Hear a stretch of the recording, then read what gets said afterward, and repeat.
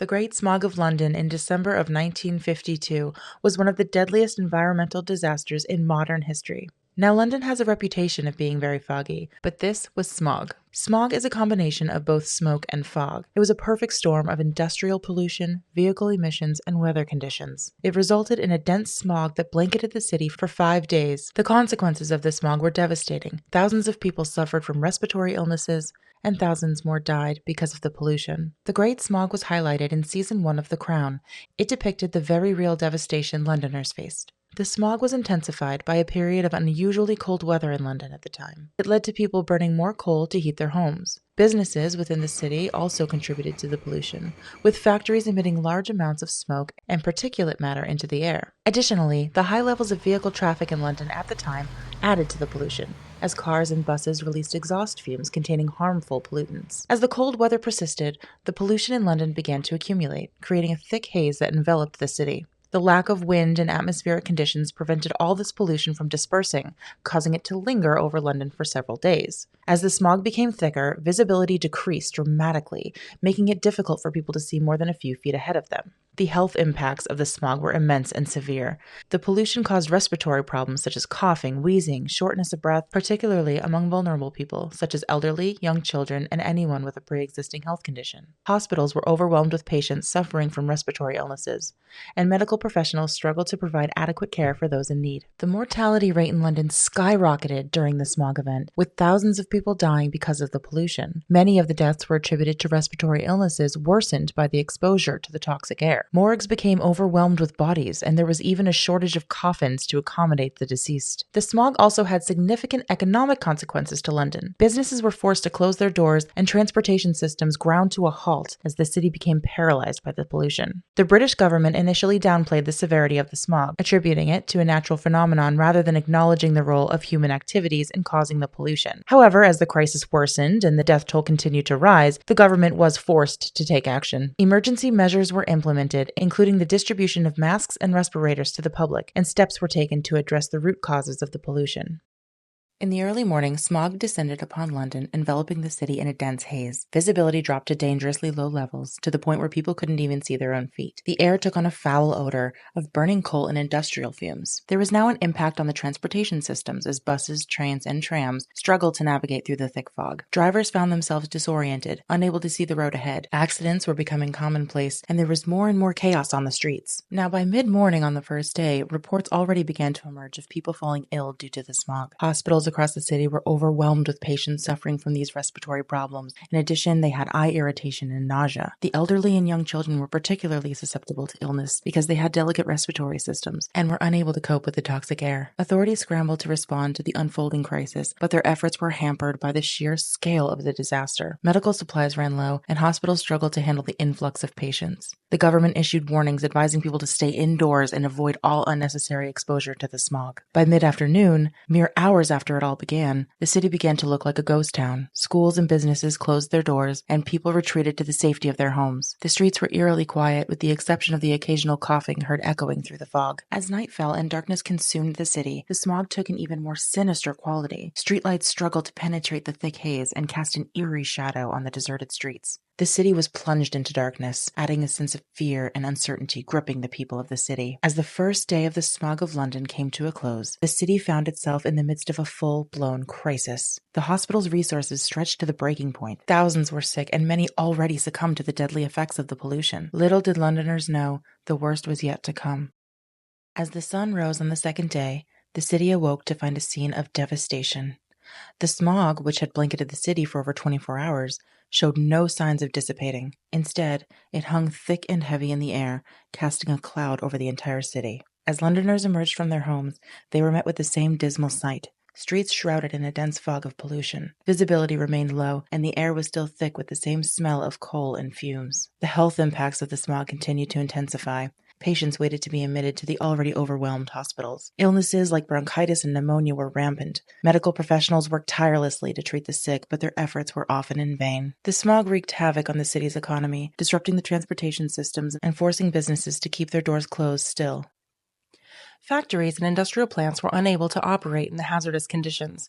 The financial losses were mounting by the hour. By this point, the government faced mounting pressure to take action, Emergency measures were implemented, including the distribution of masks and respirators to the public. However, these efforts were largely ineffective in combating the smog's toxic effects. As the situation deteriorated, panic gripped the city's residents. Many feared for their lives and the lives of their loved ones, uncertain of how to protect themselves from the invisible threat lurking in the air. Rumors began spreading like wildfire, further fueling the atmosphere of fear and uncertainty. By midday on day 2, London had descended into chaos. The streets were deserted, except for the occasional figure shrouded in a mask or a scarf, desperately trying to navigate through the fog. Emergency services struggled to cope with the overwhelming demand. Ambulances unable to get to the sick or back to the hospitals. Reports of more fatalities flooded in from across the city. Morgues overflowed with bodies, and makeshift hospitals were set up to accommodate the sick and dying. And the full extent of the disaster was only beginning to unfold. As the afternoon wore on, authorities worked frantically to find solutions. They tried to clear the smog from the streets using water cannons and fog dispersal techniques, but progress was slow. Time was running out, and the city's residents grew increasingly desperate for relief. As night began to fall in the city, the smog took an even more menacing quality. Visibility dropped to near zero, and the city was plunged into darkness. The sound of coughing and wheezing echoed through the streets, a grim reminder of the toll the pollution was taking on its inhabitants. As the second day came to a close, the city found itself in a state of mourning. Thousands had perished, and many more lay sick and suffering. The disaster had exposed the fragility of London's infrastructure and the devastating consequences of unchecked pollution. As Londoners prepared to face another night of uncertainty, they could only hope that the worst was finally behind them.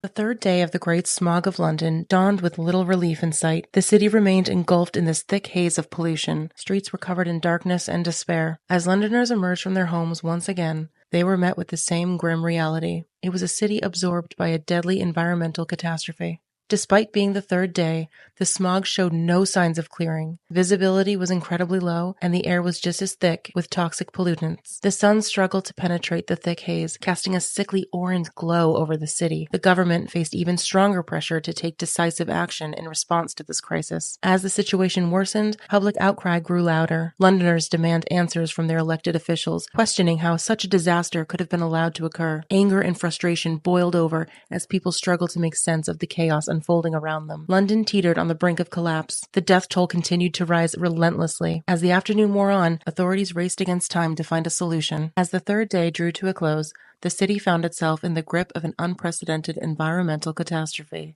Thousands more had perished, and many more lay sick and suffering.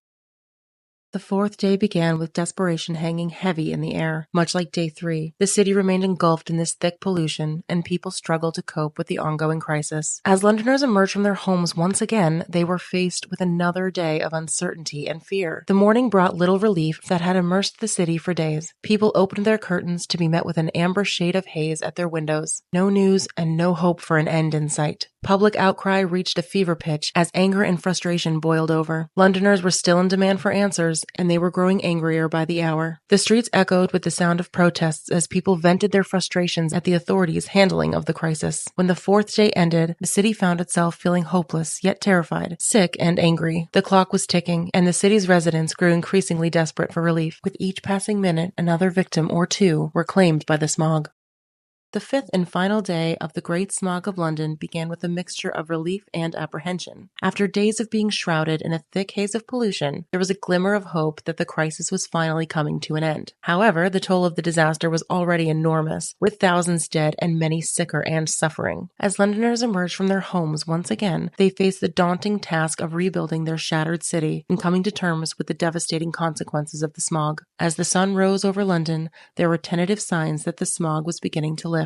Visibility improved slightly. Despite the progress, the city remained on edge, with residents wary of declaring victory over the deadly pollution that had gripped their lives for so long. While there was hope that the worst of the smog was over, the health crisis continued to unfold. Hospitals were still very overwhelmed with patients suffering from these respiratory illnesses, not to mention accidents that had happened because people couldn't see through the smog. Medical professionals worked tirelessly to provide care for those in need. The death toll continued to climb, with reports of fatalities still coming in from across the city. As As the smog began to dissipate, businesses cautiously began to reopen their doors. Factories and industrial plants resumed operations, albeit at a reduced capacity. The economic toll of the disaster was devastating, and it would take years for London to fully recover from these 5 days of financial losses incurred during the smog. The government faced harsh criticism, with many questioning why more had not been done to prevent the disaster from occurring in the first place. Although emergency measures were implemented to provide assistance to those affected by the smog, for many it was far too little, far too late. The fallout from the disaster would have far-reaching implications from the environmental policy in the years to come. By midday on day 5, the smog had largely dissipated, and London began the slow process of rebuilding. Streets that had been deserted for days were once again filled with the hustle and bustle of city life. While the immediate danger had passed, the scars left by the disaster would linger for years to come. Londoners were left to reflect on the tragedy that had befallen their city. Thousands lost their lives, and many more had been left scarred by the experience. The disaster had exposed dangers of unchecked pollution and the need for more stringent environmental regulations. As night fell, the city came together to mourn the lives lost and the devastation wrought by the disaster. Candlelit vigils were held in memory of the victims, and prayers were said for those still struggling to recover from the effects. Despite the darkness that had enveloped the city for days, there was a sense of hope that London would emerge from the disaster stronger and more resilient than ever before. As Londoners prepared to put the Great Smog behind them, they knew the road to recovery would be long and difficult. The disaster had left an indelible mark on the city and its residents, but it had also sparked a newfound determination to address the root causes of the pollution and ensure that this tragedy would never happen again. As the sun set on December 9th, 1952, London looked to the future with a renewed sense of purpose and determined to build a safer, healthier, and more sustainable city for generations to come.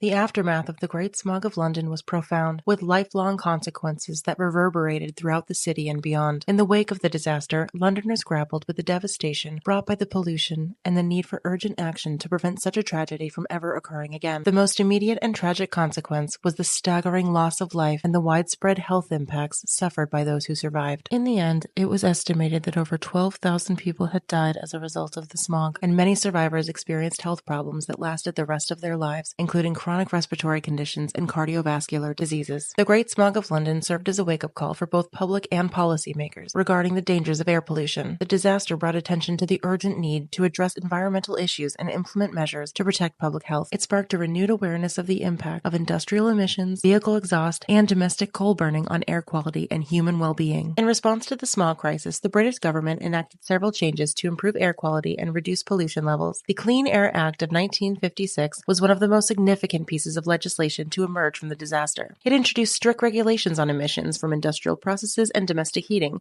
as well as measures to control the burning of coal. The act empowered local authorities to designate smoke-controlled areas where only smokeless fuels could be used. The measures marked a significant step forward in addressing the root causes of air pollution and protecting public health. The Great Smog prompted innovation in the development of technologies to monitor and mitigate air pollution. Scientists and engineers found new ways to measure pollutant levels and reasons for contamination. This research paved the way for the development of air quality monitoring in industrial facilities and transportation systems. Advances in clean energy and alternative fuels also played a crucial role in reducing emissions and improving air quality in the years following the smog crisis. The Great Smog drew international attention to the issue of air pollution and its detrimental effects on public health and the environment. The disaster served as a cautionary tale for other industrialized nations struggling with similar challenges. It prompted governments all around the world to take action in their own cities. So, while the events of December 1952 were indeed tragic, they ultimately paved the way for a more sustainable and healthier future for London and cities all around the world.